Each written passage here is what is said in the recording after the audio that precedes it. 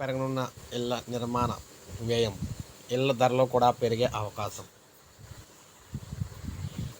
పశ్చిమాసియా ఉద్రిక్తతలు ఎక్కువ కాలం కొనసాగితే ముడి సరుకు వ్యయం పెరిగి అంతిమంగా ఇళ్ల ధరల పెరుగుదలకు దారితీస్తుందని స్థిరాస్తి సంఘాలైన క్రెడాయ్ అయితే తెలియజేస్తుంది. ముఖ్యంగా దేశవ్యాప్తంగా 20,000 మంది డెవలపర్లకు ఈ సంఘాల ప్రతినిధులు అయితే వహిస్తున్నాయి.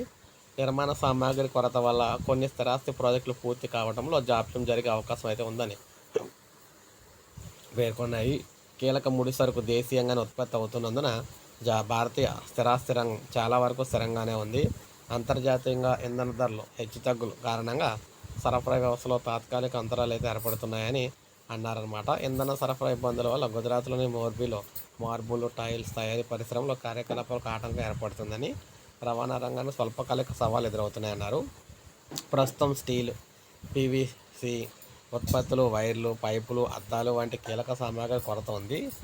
ఇంధన సంబంధిత సవాళ్ళ కారణంగా సిరామిక్ ఉత్పత్తుల తయారీ రంగం దెబ్బతింది. యుద్ధం దీర్ఘకాలం కొనసాగితే నిర్మాణ వ్యయాలు పెరుగుతాయని పేర్కొన్నారన్నమాట.